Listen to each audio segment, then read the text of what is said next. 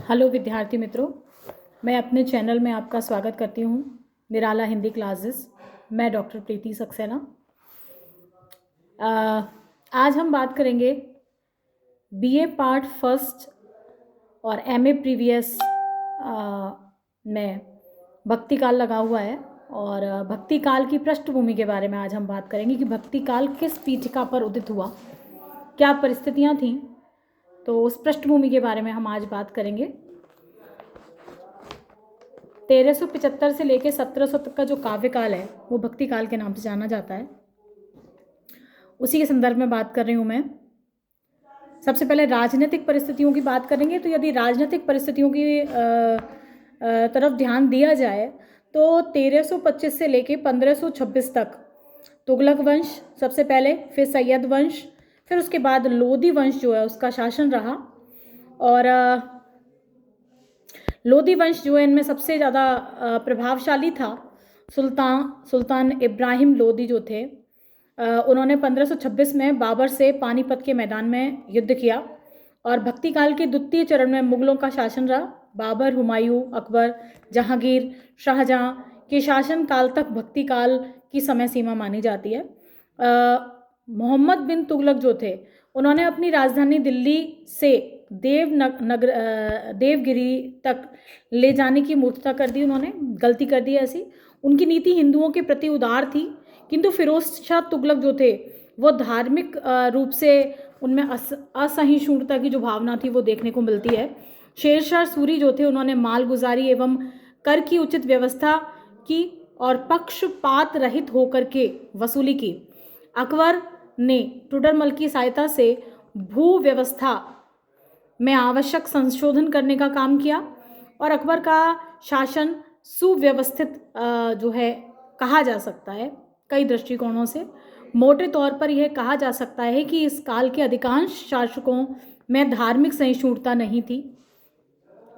हिंदू मुस्लिम जनता में ही सद्भाव नहीं था। राजनीतिक दृष्टि से भले ही हिंदुओं का पराभव हो गया हो, लेकिन वे अपने को छोटा मानने के लिए तैयार नहीं थे। दोनों संप्रदायों के धर्माचार्य भी विद्वेष को बढ़ाने में अपनी जो भूमिका थी वो निभाने का काम करते थे। इस तरह से देखा जाए तो इस तरह की राजनीतिक परिस्थितियां थी। और यदि सामाजिक परिस्थितियों की बात करी जाए तो जो वर्ण व्यवस्था थी उसमें आस्था रखने वाले जो हिंदू थे वो भी छुआछूत में विश्वास रखते थे। ऊंच नीच की भावना विद्यमान थी समाज के अंदर। हिंदू और मुसलमानों में आत्मीयता का भाव नहीं था। हिंदू कन्याओं को संपन्न मुसलमान क्रय करते थे या उनका अपहरण करके उन्हें अपने हरमों में रखने की जो परंपरा थी वो प्रचलित थी। स्त्रियों को अधिकार प्राप्त नहीं थे। साथ में ही उन्हें दूसरे दर्जे का नागरिक जो है वो माना जाता था। पर्दा प्रथा उस युग की विशेष आवश्यकता बन गई थी। हिंदुओं में संयुक्त परिवार की प्रथा प्रचलित थी।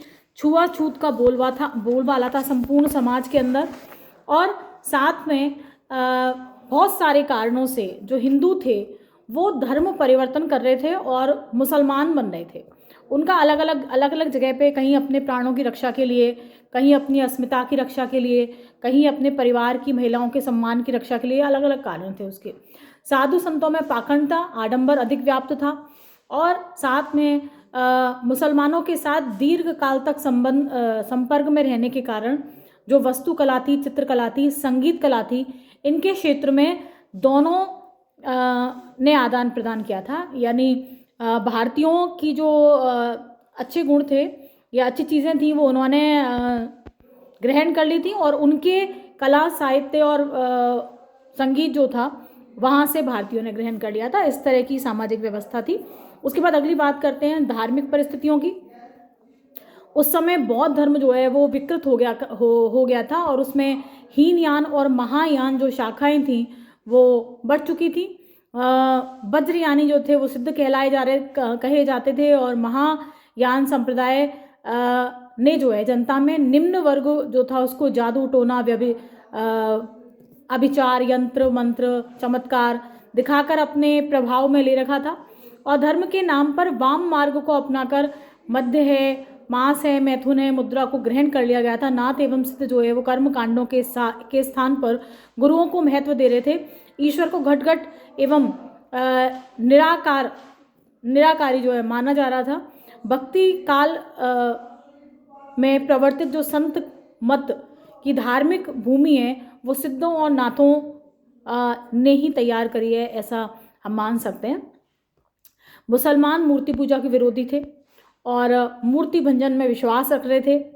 वे भी हिंदुओं की भांति माला फेरते थे, हज यात्रा करते थे, मस्जिद में अजान देने का काम करते थे, रोज़ा रखते थे। हिंदुओं और मुसलमानों में धर्म का बाह्य आडंबर तो था ही, किंतु आंतरिक शुद्धि का अभाव भी था। भक्ति काल का जो स्रोत दक्षिण भारत से प्रकट हुआ, उसके प्रचार प्रसार के लिए इस समय उत्तर भारत में अनुकूल वातावरण था। बौद्ध धर्म की विकृतियों का विरोध करते हुए शंकराचार्य ने अद्वैतवाद का प्रचार किया। विष्णु के अवतारों राम कृष्ण के प्रति आस्था, विश्वास, बुद्धि वृद्धि हेतु रामानंद ने भक्ति का जो दरवाज़ा था, द्वार था, वो सबके लिए खोल दिया था। मन और कर्म की शुद्धता भक्ति भाव से ही होती है। तुलसी के सिद्धांत को रामानंद ने ही आधार भूमि दी थी। श्री कृष्ण के लोक रंजनकारी स्वरूप को भागवत के 10वें स्कंध में आधार के रूप में कवियों ने उसको ग्रहण किया वहाँ से। और सूफी धर्म का जो प्रचार था वो भी एक बहुत बड़े क्षेत्र में इस समय हो रहा था। प्रेम मार्ग पर आधारित सूफी संप्रदाय की जड़ें इस भूमि में पनपने लगी थी। हिंदू मुसलमान सांस्कृतिक समन्वय का आधार सूफियों ने तैयार किया था। इस्लाम धर्म में शरा और बेशरा दो कोटियाँ थीं। भारतीय सूफी प्रमुख रूप से बेशरा संप्रदाय के थे और जो इस्लाम के अनुयायी होकर भी कट्टर मुसलमानों से थोड़े से अलग आप उनको कह सकते हैं। सूफियों में 5 संप्रदाय थे जो प्रसिद्ध हुए उस समय पर। चिश्ती, कादिरी, सुहरावर्दी, नक्शबंदी, चंतारी, इन संप्रदायों की अनेक सारी जो शाखाएं थीं या प्रशाखाएं थीं, उपशाखाएं थीं, वो भी जो है विकसित हुई। शंकराचार्य, कुमारिल भट्ट की जो विचारधारा थी वो ही कालांतर में जाकर के विशिष्टाद्वैतवाद, शुद्धाद्वैतवाद आदि मतों का जो प्रतिपादन था उनकी बात किया। आत्मा, परमात्मा, मोक्ष, पुनर्जन्म के सिद्धांतों में कोई परिवर्तन नहीं हुआ, वो यथावत बने रहे। और धर्म के नाम पर अनाचार, मिथ्याचार, व्यभिचार वो भी पनपते रहे। बाह्य आडंबर, कर्म कांडों को ही धर्म समझा जाने लगा।